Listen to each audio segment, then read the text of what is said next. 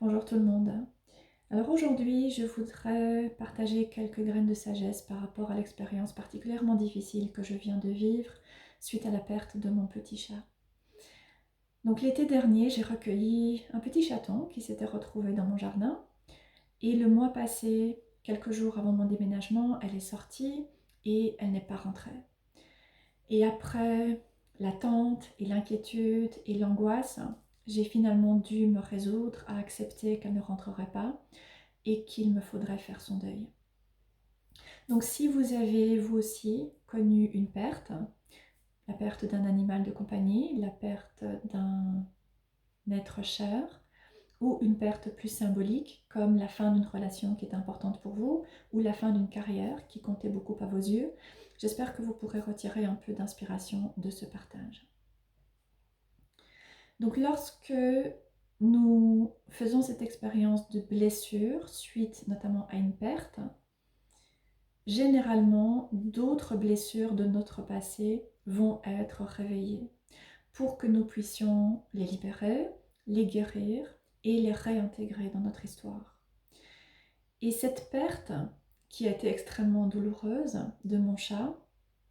est venue effectivement réveiller d'autres pertes, d'autres blessures de mon passé que j'ai eu à confronter pour pouvoir les libérer et les guérir. Alors j'ai déjà mentionné que ces dernières années, j'ai connu une série d'épreuves qui m'ont amenée sur ce chemin de guérison dans ma vie, guérison de blessures de mon passé, mais également de ma lignée familiale et ancestrale. Et cette perte de mon chat a été d'autant plus intensifiée qu'elle est venue faire écho à d'autres expériences douloureuses de mon passé, mais aussi de ma famille et de ma lignée ancestrale. Il y a eu beaucoup de pertes d'animaux dans des circonstances parfois extrêmement difficiles. Il y a eu des pertes d'enfants. Il y a eu des décès de personnes assez jeunes. Et dans la grande majorité des cas, les deuils n'ont jamais été faits. Et donc, j'ai fait cette expérience de perte qui a été extrêmement difficile pour moi, qui a été traumatique, qui a été inattendue aussi, même si en fait il y a eu des signes, et j'en reparlerai dans une autre vidéo. Mais cette expérience est venue faire écho à d'autres expériences de mon passé et du passé de ma famille. Donc après ces 4 dernières semaines, après tout ce travail de guérison, j'en suis arrivée aujourd'hui à avoir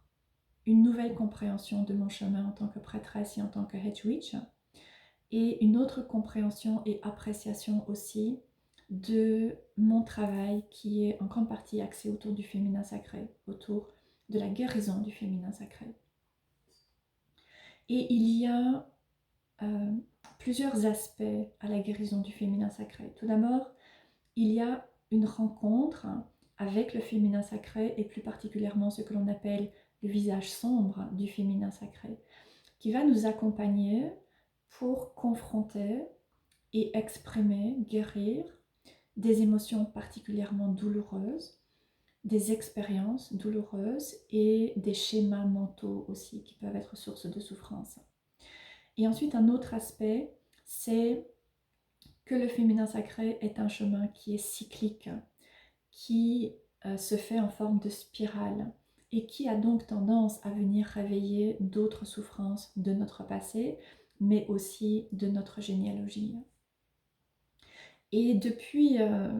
ces dernières années, et tout particulièrement ces 4 dernières semaines,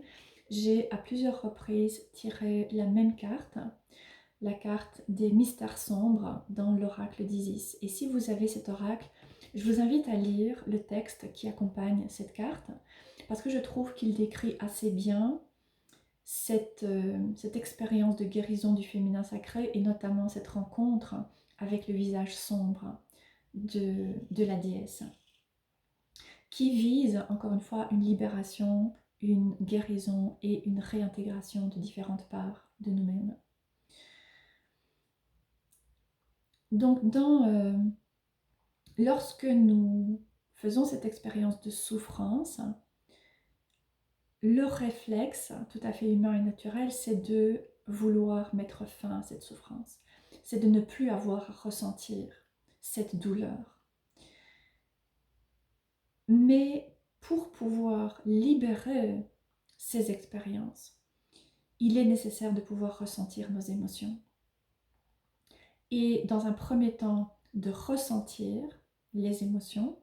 et dans un deuxième temps, de pouvoir trouver les leçons, de pouvoir donner un sens à ce qui s'est passé, de manière à pouvoir le réintégrer dans notre vie et l'accepter et l'honorer comme faisant partie de notre chemin et comme ayant également contribué à façonner qui nous sommes aujourd'hui. Et c'est ainsi que nous pouvons commencer à guérir et ensuite réintégrer cette blessure et récupérer des parties de nous. Ce qui va nous permettre de pouvoir petit à petit commencer à ressentir un plus grand sentiment d'unité à l'intérieur de nous-mêmes,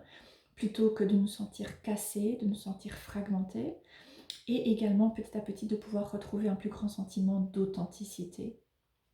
De ne plus avoir cette impression d'être défini par cette souffrance et par ces expériences de souffrance que nous avons pu connaître et que notre famille a également pu connaître. Donc généralement, lorsque nous sommes confrontés à une souffrance qui peut être abyssale, qui peut nous déchirer de l'intérieur, nous pouvons avoir tendance à soit vouloir étouffer cette souffrance et donc à nous séparer de cette partie de nous qui souffre, ou bien parfois nous pouvons au contraire avoir tendance à nous enfermer dans la souffrance et nous noyer dans cette souffrance. Alors que ce dont nous avons besoin, c'est de pouvoir ressentir nos émotions et de pouvoir être présent à ce que nous ressentons, à cette souffrance, et aussi être présent à nous-mêmes pendant que nous ressentons cette souffrance. Et c'est ce qui va nous permettre de pouvoir libérer, de pouvoir guérir et de pouvoir transmuter ces expériences et ces émotions. Alors évidemment, ça n'est pas simple, ça n'est pas drôle, mais c'est ce qui est nécessaire pour vraiment pouvoir nous en libérer. Donc la première étape, c'est déjà de commencer par reconnaître que nous sommes en souffrance. La plupart des personnes aujourd'hui ont tellement tendance à résister à la souffrance, que ce soit en se séparant de cette partie qui souffre, en essayant à tout prix de faire cesser la douleur, ou en s'occupant sans arrêt, pour faire comme si elle n'existait pas et pour fuir la douleur. Et évidemment, lorsqu'il y a eu des traumas dans le passé, lorsqu'il y a eu des traumas, des abus, de la violence, comme c'est d'ailleurs mon cas, il est tout à fait normal pour survivre de nous couper de cette souffrance et de chercher à l'impacter quelque part dans le corps pour que nous puissions continuer à survivre, pour que nous puissions continuer à fonctionner. Mais puisque nous sommes sur ce chemin de guérison du féminin sacré, à un moment dans notre vie, lorsque nous sommes prêts, eh bien, ces blessures que nous avons cachées à l'intérieur de nous vont être réveillées pour que nous puissions vraiment les ressentir, que nous puissions ressentir nos émotions, être avec nous-mêmes et permettre une transmutation et une réintégration. Parce que tant que nous ne faisons pas ce travail, nous allons laisser nos blessures et nos souffrances diriger notre vie de manière inconsciente. Nous allons par exemple croire que nous devons toujours nous protéger parce que le monde est dangereux, parce que les gens sont violents. Nous allons croire que nous ne pourrons jamais nous défaire de cette souffrance, qu'elle fait partie de nous, qu'elle nous définit d'une certaine manière et que nous sommes voués à souffrir toute notre vie. Ou nous pouvons imaginer que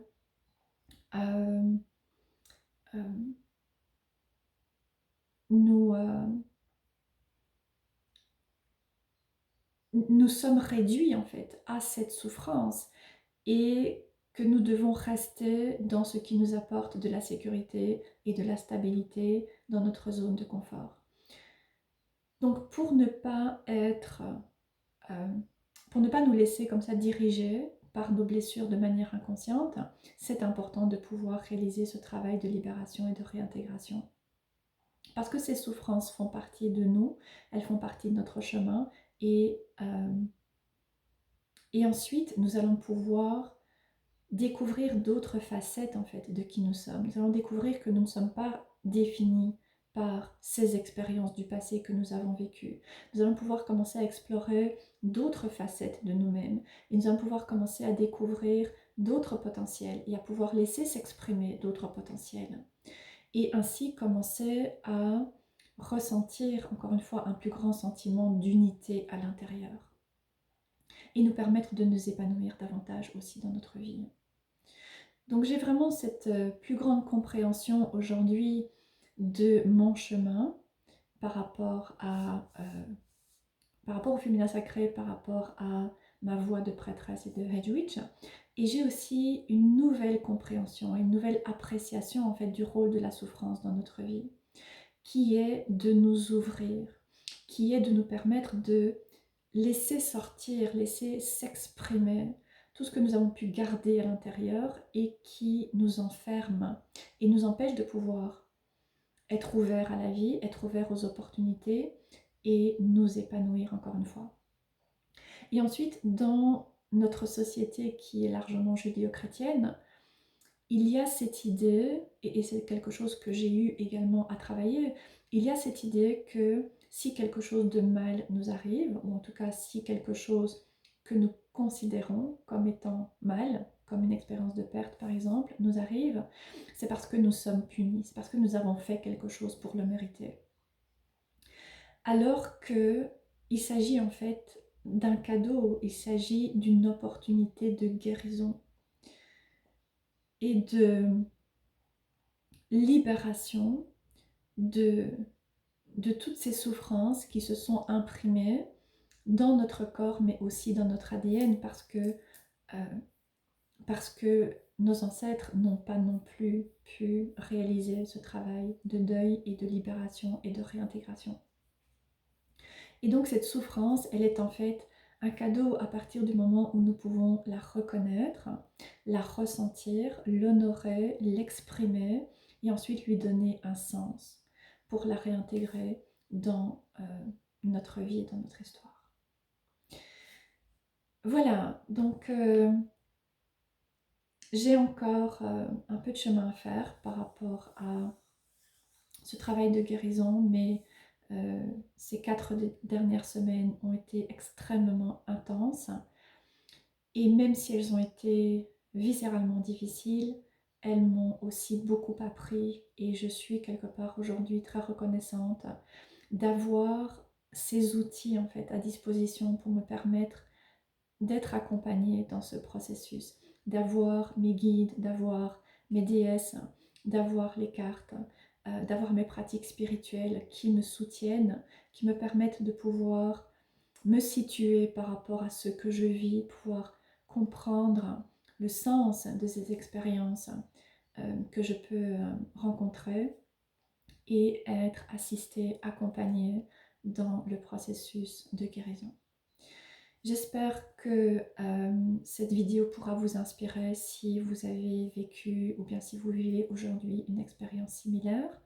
Je vous envoie beaucoup d'amour, beaucoup de compassion et je vous dis à bientôt.